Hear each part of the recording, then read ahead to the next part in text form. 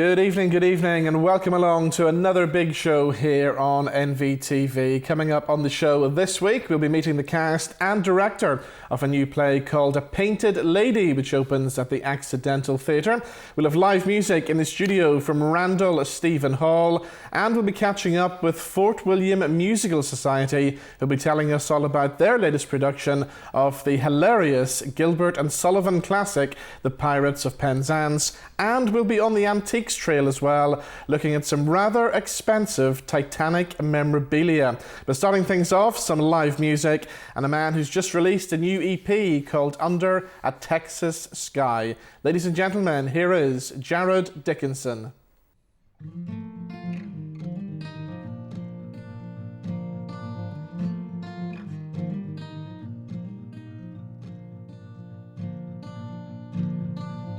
Man went looking for a lover. One day he found himself a dime store queen. And he said, darling, don't you ever leave, and tell me please, your heart, it belongs just to me.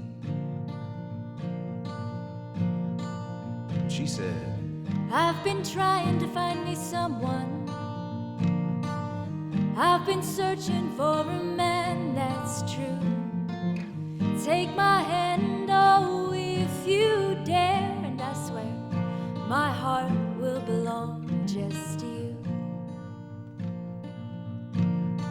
And he said, I will buy a string of pearls for you. I'm gonna buy you a diamond ring. I'll scrimp and save until one day you will say, your heart, it belongs just to me. But she said, I don't need a ring with diamonds. I don't need a string of pearls too. All I want is till your dying day for you to say, my heart, it belongs just to you.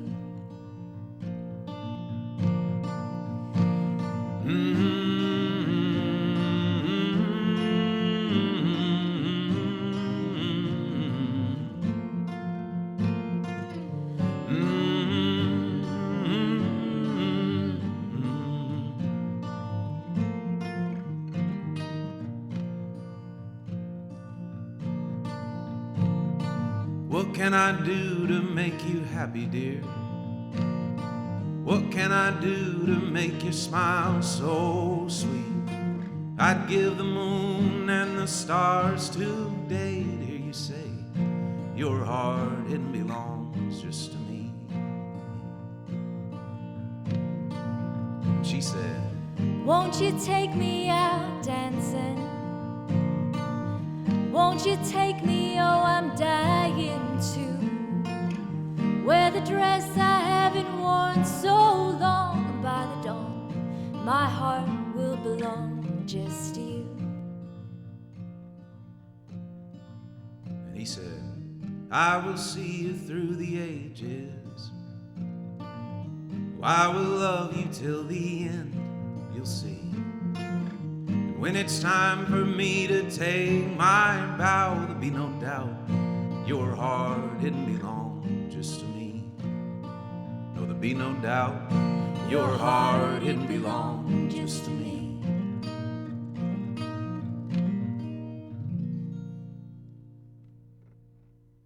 And we'll have some more great live music from Jarrod Dickenson a little bit later on. Now, every good TV show these days needs to feature something about antiques. So that's exactly what we're going to do. And there was a massive antiques event at Bloomfield Auctions in Belfast last week. And myself and my good showbiz friend, Chris Hughes, went along to find out more. Chris, it was a big night in Belfast, wasn't it? Yeah, it was a fabulous night. And I'm very pleased to say that NVTV and Belfast 89 were the only media outlets there to cover what was a really exciting night. There was. So we went along and we caught up with one of the main auctioneers, didn't we? We did indeed. We caught along with Karl Bennet. Okay, here's what happened. What a lot of fabulous items went under the hammer. How was the sale generally? Overall, the sale was fantastic, Chris. There was good interest, both in-house and online. We had over 340 to 350 bidders registered online for the sale. And in-house there probably was approximately 100, 150 people, maybe close on 200 in and out through the course of the night. So overall, a fantastic sale.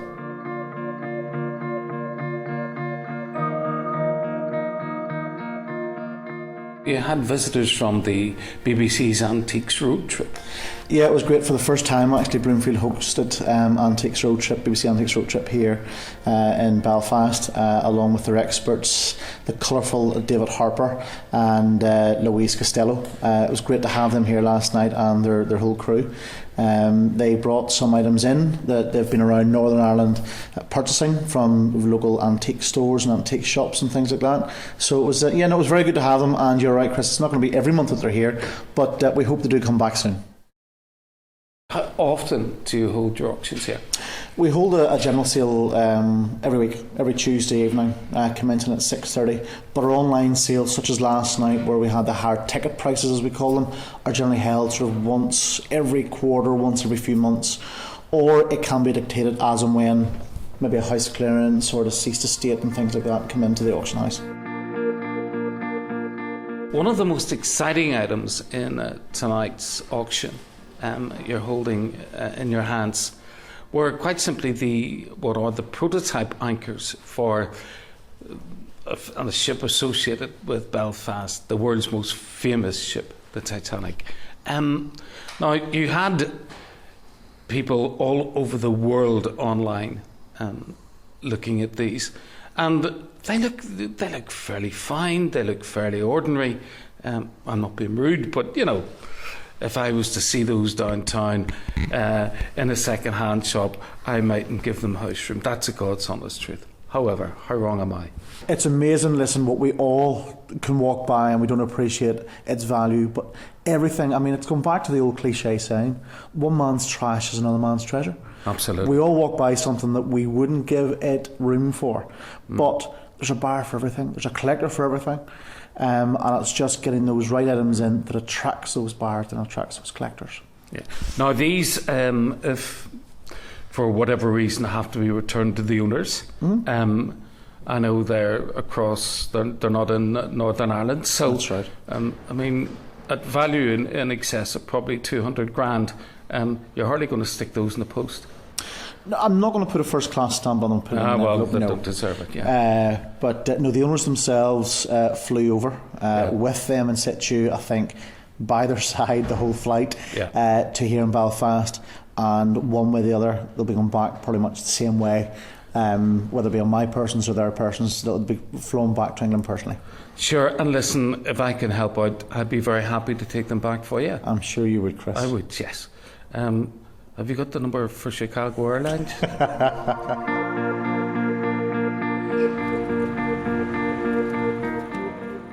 So, Chris, as well as all the stuff that we saw on film there was also some great artwork on display, including some William Connor paintings. Yeah, certainly the largest private collection I've ever seen. There were about a dozen paintings. And Karl Bennet, who runs Bloomfield Auctions, like most auctioneers, will only sell once there's a huge provenance behind it. And these were given by Connor to a friend of his and came down through that guy's family. And there were some remarkable pieces of work. Connor was born in 1881 in Fortingale Street off what was the Old Lodge Road. He was educated at Cliftonville National Primary School, and it was when he was 10 years of age, his music teacher, not the art teacher, but the music teacher, discovered what a great talent he had, and he ended up there via him through into the College of Art and Design, the National School for Design and Technology. He was employed by the government, was sent to the First World War to document the things that were going on. Then, at the end of the First World War, a lot of his paintings and crayon, famous for his crayon drawings, of course, they were auctioned off in aid of the UVF at the end of the First World War. Now, in 1920, having been via Paris and other places, he ended up in London, and it was strange. He was in the company of other portrait greats, such as Sir John Lavery, whose wife, of course, featured in all the banknotes, Hazel, on all the banknotes in the Republic of Ireland. And also, he was famous for painting, Sir John Lavery was famous for painting Michael Collins after he had been slain. He was laying out in uniform with a bandage on his head. And at the same time, William Connor was famous for painting a guy called James Craig, a lieutenant colonel or something at the time, I believe, MP. Right, who of course went on to be the first Prime Minister in Northern Ireland. And am I right in thinking he even wanted to paint you at one stage? Yes, he did, strangely enough. We used to live off the Cahill Road, and Connor lived most of his life in Salisbury Avenue in a big double-fronted house. And he stopped me one day and said, "Tell your more, I want to paint you." And I thought, okay, guy's nuts. I had no idea who he was, of course. It's just a little sprog at the time. Yeah. But yeah, and of course he was a prolific artist, but yet very, very well known for his ability to encapsulate the shawlies, as they were called, the girls that worked in mills, and his depiction of those girls laughing and singing, and then the hardship in the older woman on their faces. Remarkable, great artist. So if somebody has one of these paintings hanging in their house, it's worth a few quid, isn't it? Well, it would have been, yeah. And you know what you might have bought 30 years ago from Connor might have cost you, say if you had 4 or 5 grand. In about 12 years ago, those paintings would have been going for 25 to 30,000. Wow. But now they're back down to almost, they're rising again. Irish art is going up again in value. But those paintings are probably worth, as we saw at auction, going for about 7 grand.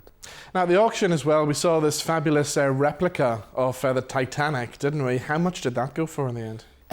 That only went for a couple of £100. You and I kind of drooled over this because the workmanship, you know, obviously it had taken somebody a long time to hand build this, and it was just a fabulous piece of work. And I think you could go at an auction, buy it for the price of a few £100. And then we had some war medals as well, which went for, well, surprisingly, went for a very low price too, didn't they? There were a set of war medals from a guy called Alfred Martin from County Down, who was an RAF pilot in the Second World War. He was shot down over France and made his way out via the French resistance, and then wrote a book called Bailout. And then all the provenance of his medals was there, and yet they sold for 4,400. Right, okay, yeah.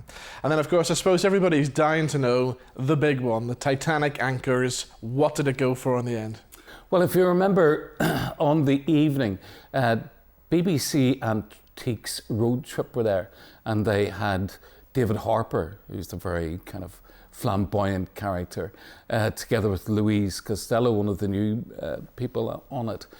And they were sitting, and you and I, while watching the rostrum, and I had one eye on David Harper, and up on the screen came the Titanic prototype anchors. Remember, they only measured a little over 13 centimetres. Yeah. And the auctioneer said, well, I can start the bidding at £140,000. David Harper nearly fell off his chair. His mouth went through the floor. It was really funny to see.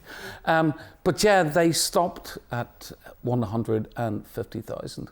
Wow. Unfortunately, while it's a lot of money, it didn't make the reserve. And the owners actually flew in, didn't they, from America to be here for the auction, and sadly went home empty-handed. Empty-handed, money, and there were of course bids online from all across the world. And I thought it was important that NVTV was there because, you know, that could very well be the last time we ever see those in Belfast. Yeah, of course. Ever again. Yeah. The next time they could be up for sale maybe somewhere else in the world at a major Titanic memorabilia sale. Well, Chris, thank you for coming in and joining us. And I listen, it's been my pleasure, and I didn't take it personally that when you were talking about antiques, you were referring to me. We must do some more antique stuff. Yeah, it'd be great fun. Let's do it. Great stuff, Chris. Thank you. My pleasure. Now, time for some more live music, and this time we're going to meet a man who's an artist, he's a storyteller, and he's a singer-songwriter as well. Performing a song all about a fox. Ladies and gentlemen, here is Randall Stephen Hall.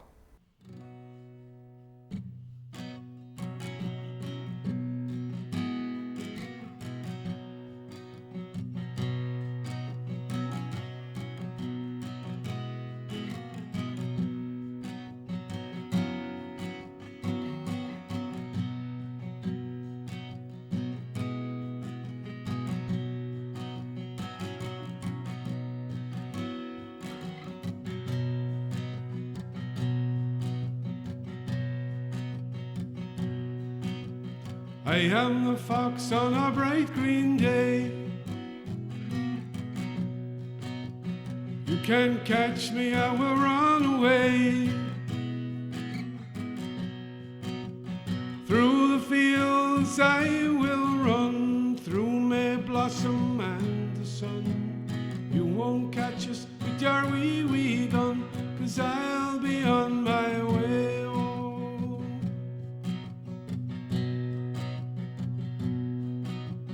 I am the rabbit with the bright wee tail.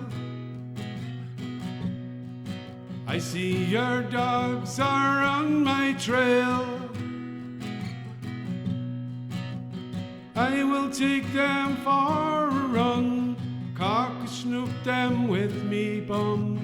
Here's 2 fingers and a thumb, then I'll be on my way. Oh, come the badger, come the fox, come the rabbit, come the knox. You won't put us in your wee box, 'cause I'll be on my way. Oh,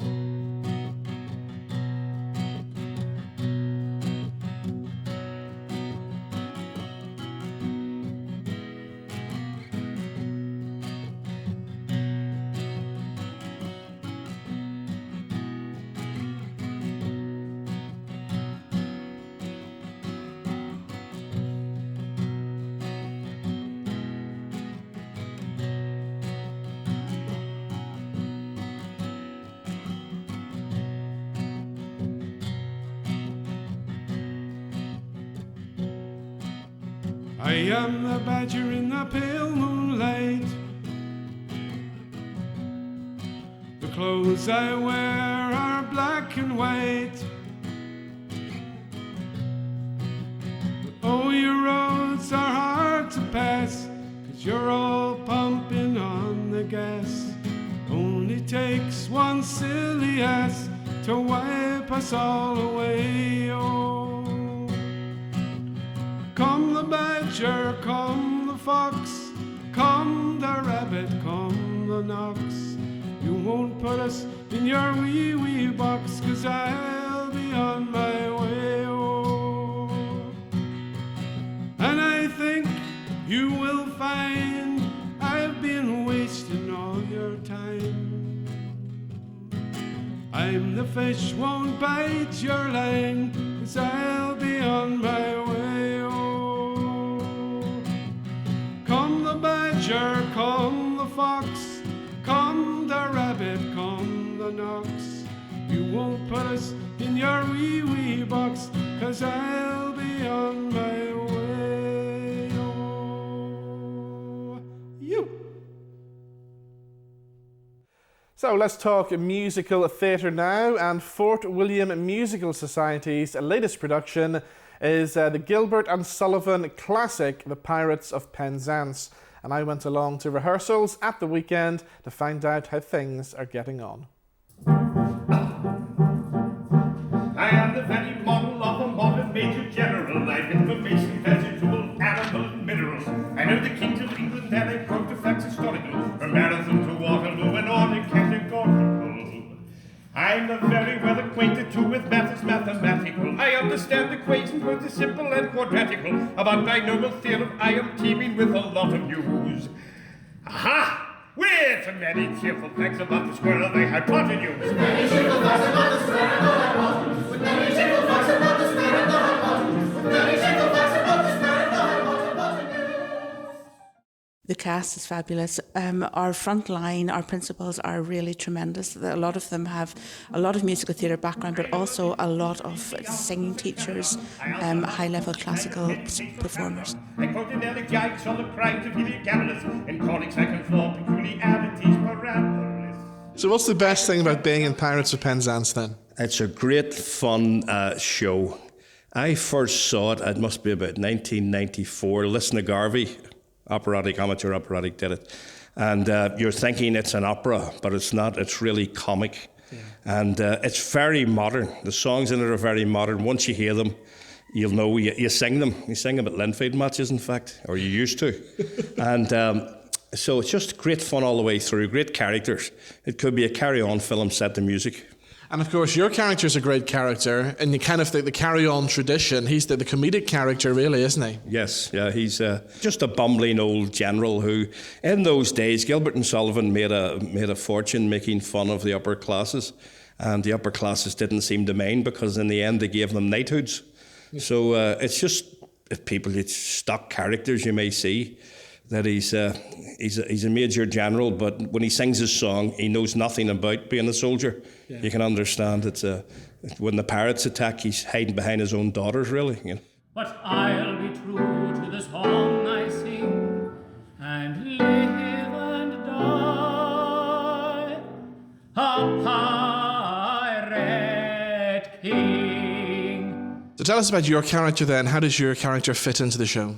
Well, I am the Pirate King, and so it's the Pirates of Penzance, so obviously my role is kind of, I suppose, it's part of the comedy, part of the larger-than-life nature of the show. So the Pirate King is a guy who very much enjoys being the Pirate King. It's a role that he relishes, and so I get to sing a couple of really fabulous songs, and we get to be pirates, and it's one of the most fun things to do. We run around with swords, we have sword fights, we're climbing up and down the rigging. It's tremendous. It's like stuff you would have loved when you were a kid, and so it's great to get the opportunity to do that on stage. And I think the fun is sort of infectious. I think the audience see that we're having a good time. For shame, for shame, for shame, poor wandering one, go thou surely strayed. Take heart of grace, thy steps retrace, poor wandering one. So for people who don't know, tell us about your character Mabel and how does she fit into the whole show? Well, Mabel is one of the love interests within the show, and she's a bit of a fun character, a wee bit of a minx, so she's good fun to play. And of course, the great thing as well, you get some big songs to do as well, don't you? Yes, definitely. Like, I love Poor Wandering One. It's just really exciting to sing. Wandering one, if such poor love as mine can't help me find truest of mine, why take it is thine. And I was listening to you in rehearsal singing earlier on, and you must have been classically trained. Yes, so I trained in Queen's with Angela Feeney and then went down to the Royal Irish Academy of Music and trained with Veronica Dunn. So I've really, really enjoyed it, and I love the classical sort of element within the music. But you can't forget about the musicals and the operetta as well, so... Take heart, no danger lies. Take any heart but ours. Take heart, fair days will shine. Take any heart, take mine. You should come and see Pirates of Penzance because it's absolutely fantastic and you don't want to miss it, and there's a few surprises in there too. Take heart, fair days will shine. Take any heart, take mine.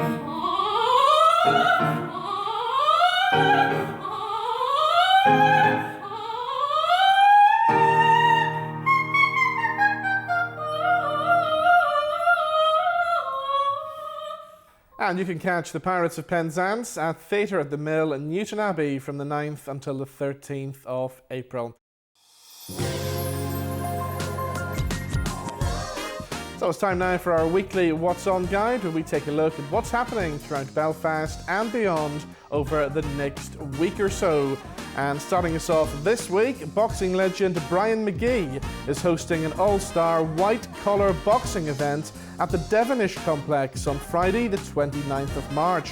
And it's going to be a great night full of boxing and live entertainment to raise money for Action Cancer, and girl group Second Nature will also be performing live. Ireland's favourite trio, Shane, Dominic and Derek, the three tenors Ireland, are coming to the Lyric Theatre on the 31st of March for a magical night to remember, performing Celtic classics like The Homes of Donegal and Caledonia, as well as songs by Sinatra, the Dubliners, Pavarotti, R.E.M. and the Bee Gees. Way Back Then is a celebration of the music of the 50s and 60s era, starring legendary 60s group The Dreamers, and they'll be joined by the Everly Brothers tribute, the Temple Brothers, and Jamie Thurston from The Tornadoes, and many more special guests. Hosted by Sean Coyle, you can see Way Back Then at the Millennium Forum in Derry on the 31st of March. The official world premiere of Darren Little's award-winning ITV comedy Benidorm is set to bring sunshine and smiles to Belfast in the stage production of the hugely popular TV show. Starring Jake Canuso, Janine Duvitsky, Adam Gillen, Sherry Hewson, Shelley Longworth and Tony Maudsley, you can catch Benidorm live at the Grand Opera House from the 1st until the 6th of April. The outrageous comedy 50 Shades of Red, White and Blue returns to Belfast's Waterfront Hall from the 4th to the 6th of April. Directed by Martin Lynch and starring Caroline Curran, 50 Shades of Red, White and Blue tells the story of lovable Maggie Muff and her search for love. And that show features all your favourite laugh out loud characters. And if you want to catch a movie in cinemas this week, John Goodman stars in Captive State. Set in a Chicago neighborhood nearly a decade after an occupation by an extraterrestrial force, Captive State explores the lives on both sides of the conflict, the collaborators and the dissidents. The state of our union is strong.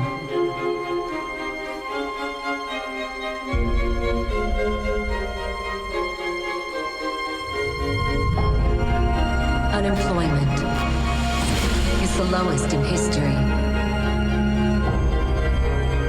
Poverty has been eradicated. Crime is non-existent.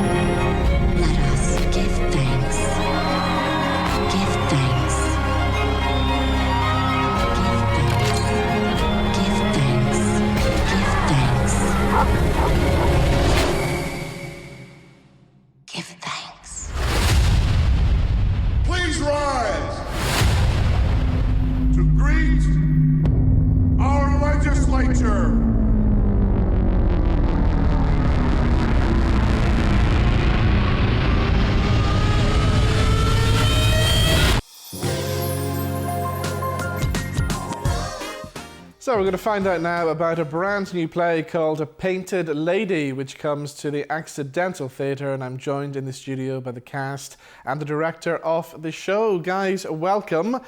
So tell us all about A Painted Lady. What can we expect then? Well, it's a two-character play, and basically it's myself who acts as Dan and Deborah who acts as Kimberly, and it is basically a brief encounter between two people. There's myself, who is a 40-year-old who runs away from life and is hauled up in a stone cottage in a nature reserve, and I'm studying butterfly migration. And one morning I stumble across Kimberly, who's this 25-year-old waking up from a night out.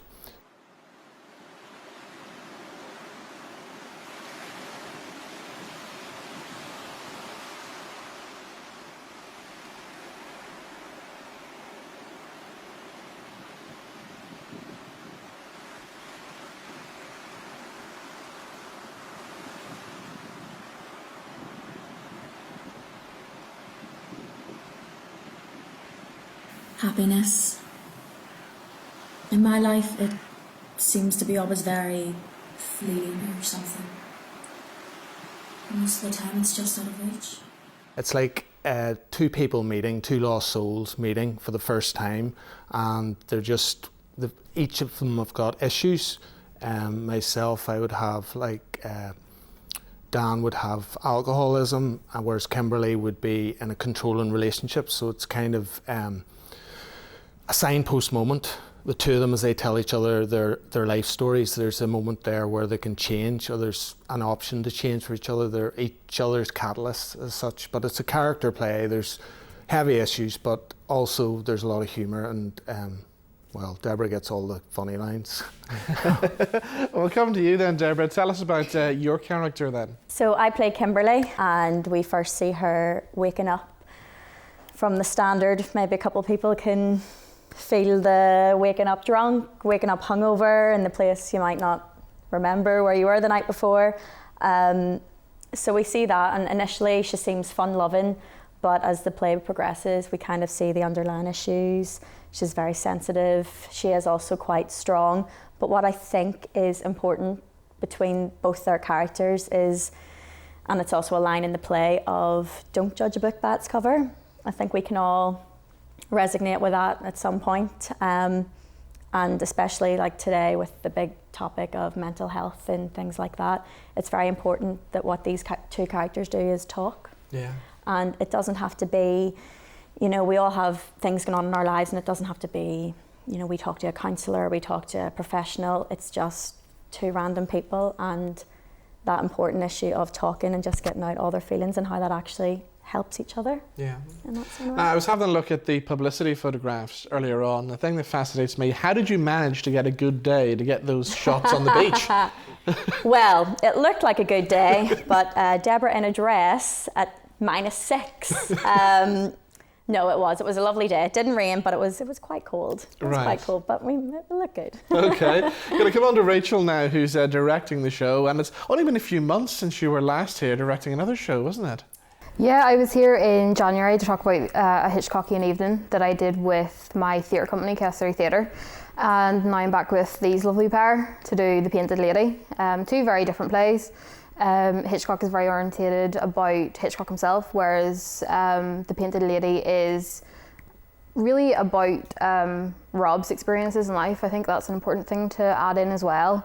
While Dan is a fictional character, he has been moulded from the clay of Rob's life. So I think it's a great, when I read it the first time, I said to myself, I have to direct this. There was no if and but about it. I met him as soon as I could, went through everything, and it's just one of those plays, you read it and it's real, and it's gritty and it's raw, because it's based on real life.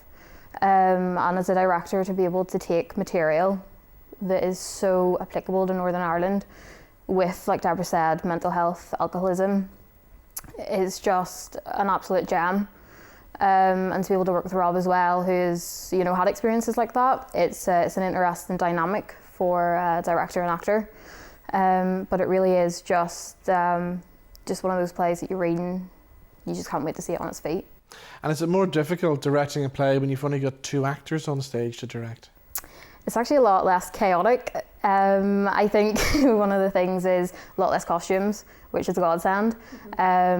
Most of the plays I've done, there's been 10 plus characters, which is quite hard to organise around. But the experience of having two on stage is different, but it's great to get the experience with working with different cast sizes as well.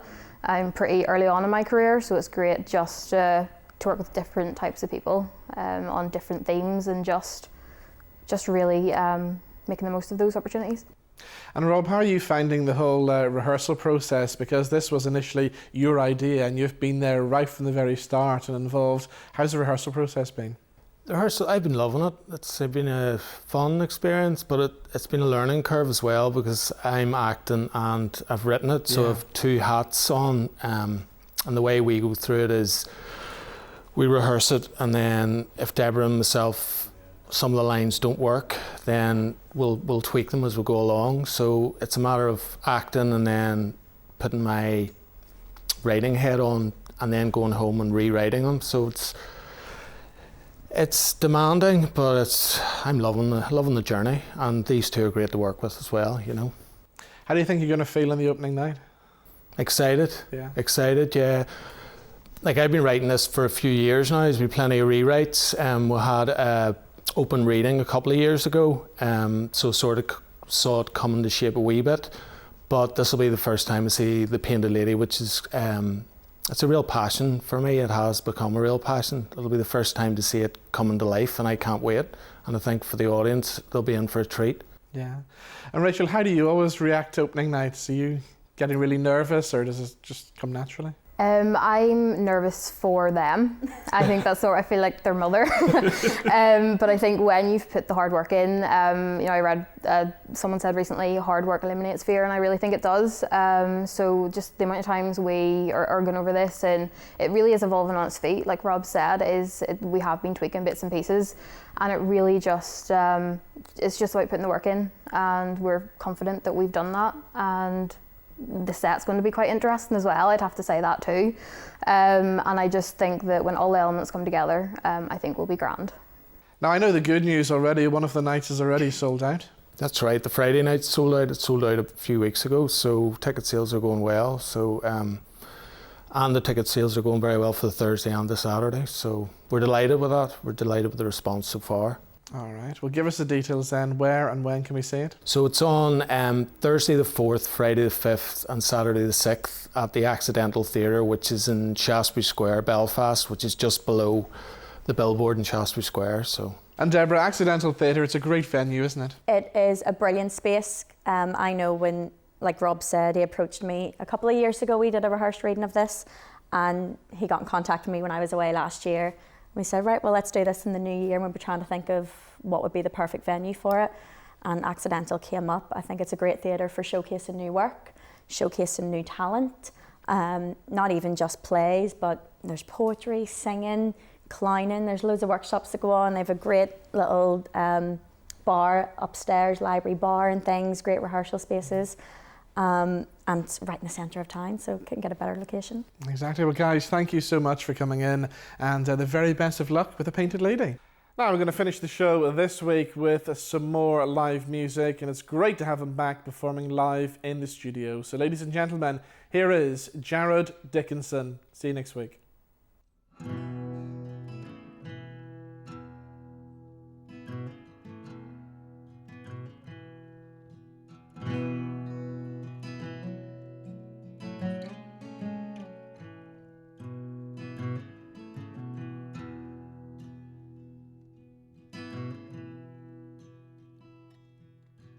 Wish I was in Austin.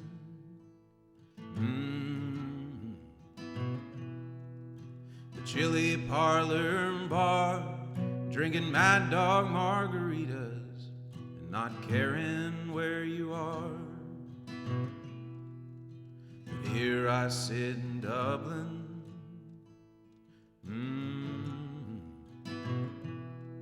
just a rolling cigarettes, holding back and choking back the shakes with every breath. So forgive me all my anger, forgive me all my faults. There's no need to forgive me for thinking what I thought. I loved you from the get-go, and I'll love you till I die. I loved you on the Spanish Steps the day you said goodbye. And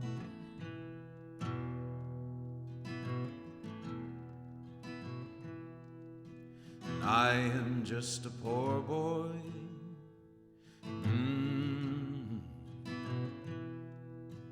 works my middle name. If money was a reason, well, I would not be the same.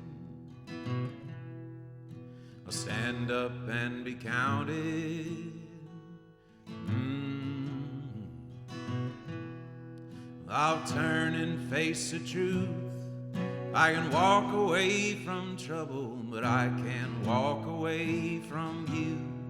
So forgive me all my anger, forgive me all my faults. There's no need to forgive me for thinking what I thought. I loved you from the get-go, and I'll love you till I die. I loved you on the Spanish Steps the day you said goodbye.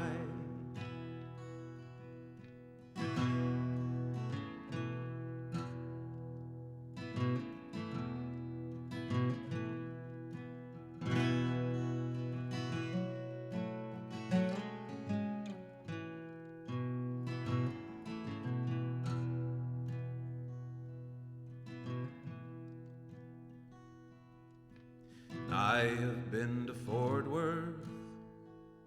And I have been to Spain. And I have been too proud to come in out of the rain.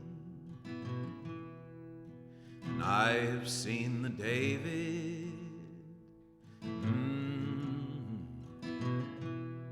I've seen the Mona Lisa too.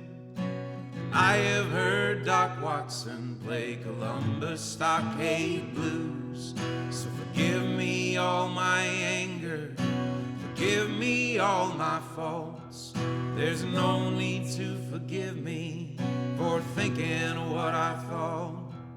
I loved you from the get-go, and I'll love you till I die. I loved you on the Spanish Steps the day you said goodbye.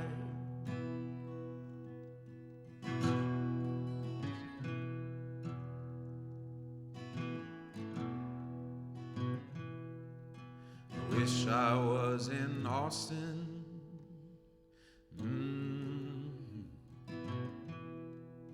The Chili Parlor and Bar, drinking Mad Dog margaritas and not caring where you are.